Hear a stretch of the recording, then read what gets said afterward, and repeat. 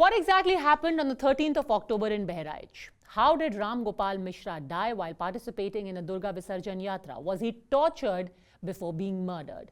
There's much speculation and political muddying of waters around this case, so let's try and cut through the babble and try and reconstruct the exact events. What are the facts?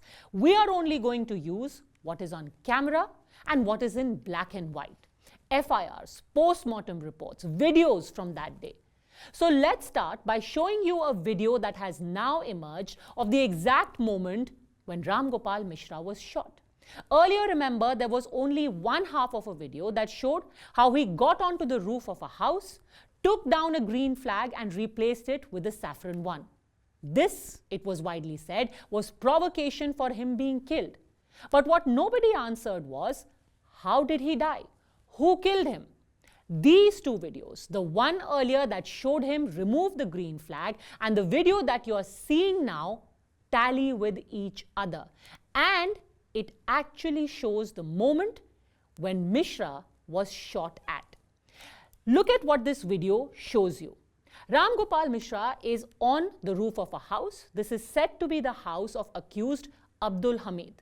He takes down the flag, and just as he is folding the green flag that he has taken down, shots ring out. Listen to this.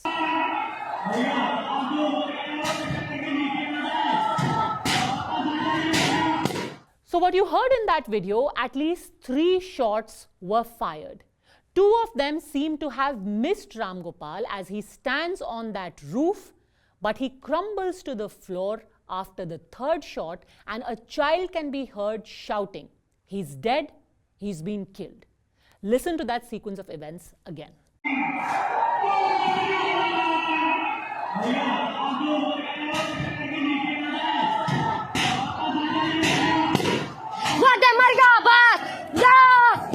So now the next question is, who fired those shots? Where did those bullets come from?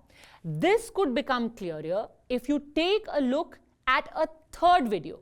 This video that we are showing you is exactly from after Ramgopal's shooting. At the very beginning of this video, you can see the body of a man in a red t-shirt being carried down a flight of stairs. This man in the red t-shirt most likely is Ramgopal because his clothes match exactly with the man you had seen earlier on the roof hoisting a flag. But take a look at what is revealed when the camera moves to the right of the body. From behind a wall next to the staircase, you can make out the image of 2 men. One of these men is wearing a black t-shirt. He can be seen pelting stones. And the other man, right behind him in a white shirt with a gun cocked. Who are these men? Now, to establish this identity, see the pictures. You need to take a look at 2 pictures side by side. On one side, you can see Abdul Hamid standing on the roof of his house, watching the Durga Visarjan procession pass. That's what in the photo. Standing with him are his sons and a few other men. And among the men with Abdul Hamid is a man in a black shirt. He has been identified as Abdul Hamid's son, Sarfaraz. Is this the same Sarfaraz who can then be seen in the other video pelting stones? Now compare the other part of these 2 pictures. A man in a white shirt can be seen standing next to Abdul Hamid. This man in white has been identified as his son Fahim. Is this the same Fahim who can then be seen in the other video with a rifle in his hand? Was it the bullet from Fahim's gun that took Mishra's life? The FIR lodged by Mishra's brother names both of these people, Fahim and Sarfaraz, as one of the main accused. Lodged on the 13th itself, the FIR says that I had gone to watch the Murti Visarjan. My brother Ramgopal was also there.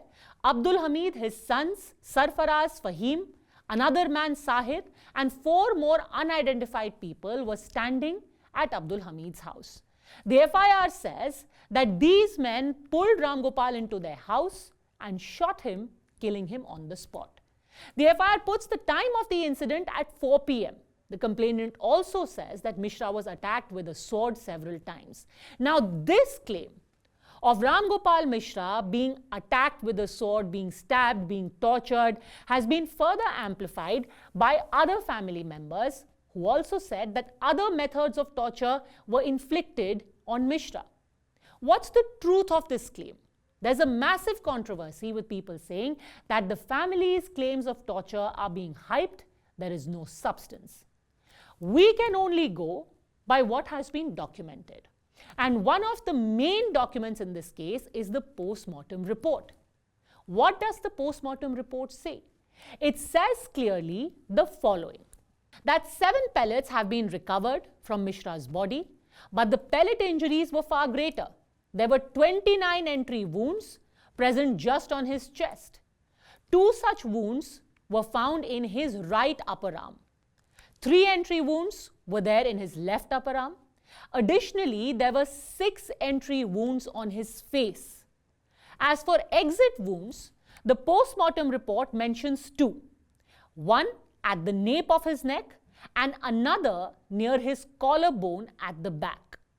So the postmortem report mentions in black and white there were 40 entry wounds on Ramgopal Mishra's body, including his chest and his face.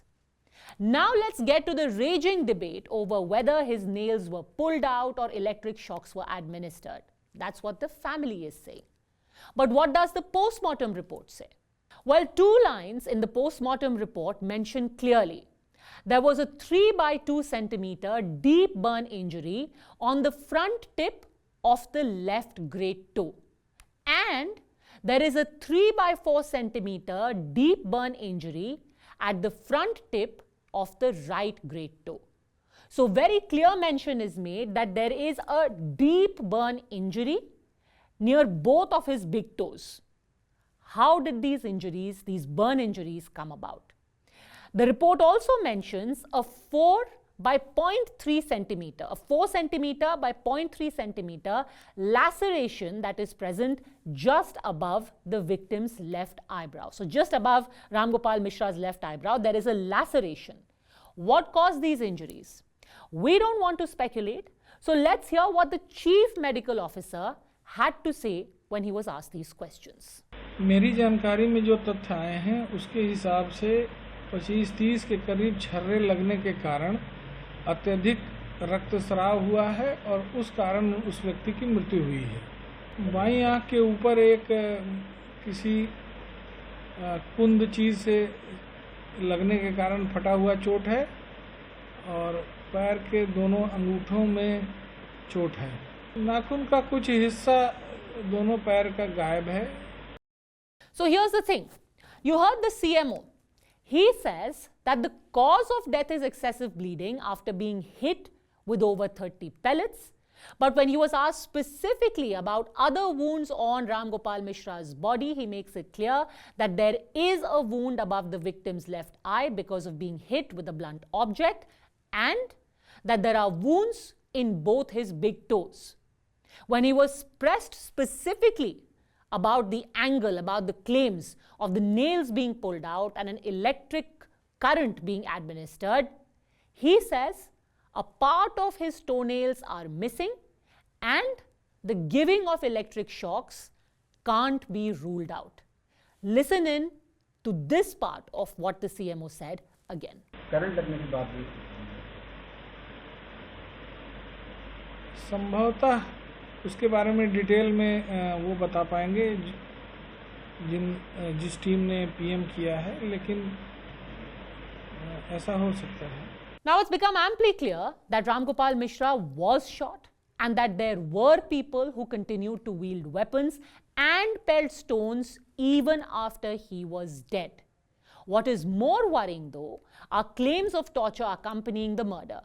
Claims on which it must be said that the state police and the CMO don't seem to be on the same page. The police has said that all of this is disinformation, but the postmortem does mention there are deep burn injuries near his toes. The CMO is not ruling out anything and at the same time is saying that a part of his toenails may have been removed. The available facts are now before you, but in the interest of justice to the deceased's family, It is these claims that must be investigated and the contradictions in the claims resolved.